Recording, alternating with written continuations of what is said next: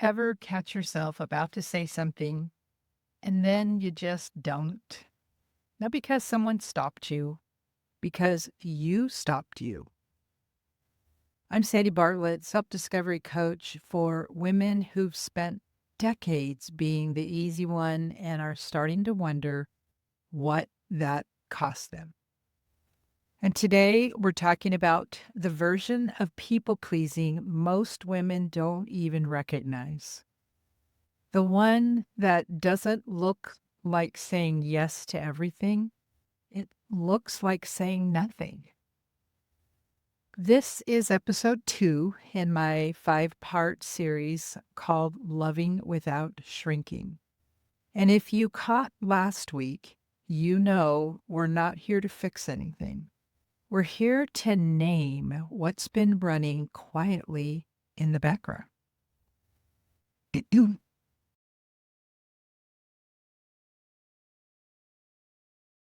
There was this moment years ago.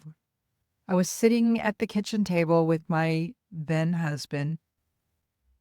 It was morning, having coffee, it was quiet, and I'd been reading something that morning, something that shifted something in me. And I wanted to say it out loud, not to convince him of anything, just to share it. But the second I opened my mouth, I felt this calculation start. How much do I need to explain? Will this turn into a whole thing? Is it really worth the energy? So I closed my mouth and I told myself it wasn't important. Here's what I didn't see then. That wasn't maturity. That was management. I wasn't choosing peace. I was choosing silence because it felt efficient. And here's the thing. A lot of women don't think they're people pleasers anymore because they're not overgiving. They're not saying yes when they mean no. They're not exhausted from helping everyone else. But they are doing this, pausing before they speak, scanning the room, deciding which version of themselves is easiest to receive, and offering that version instead. That's not communication. That's self-censorship.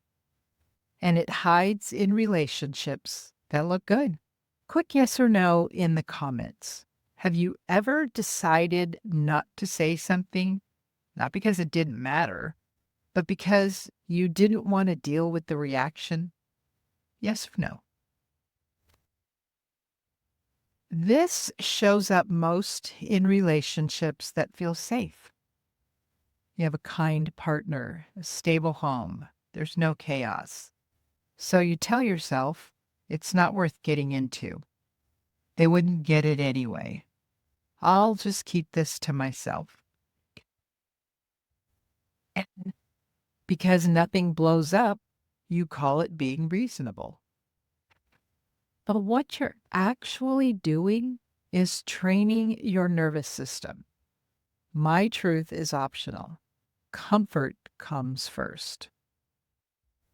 This isn't about blaming your partner, and it's not about demanding they agree with you.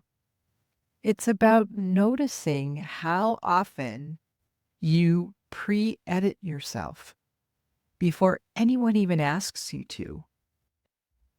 This pattern didn't start in this relationship, but it is still running here. Which one's your go-to? A, it's easier to stay quiet.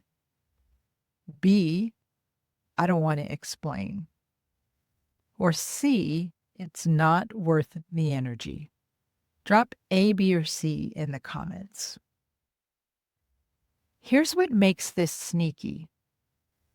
Silence doesn't disappear, accumulates.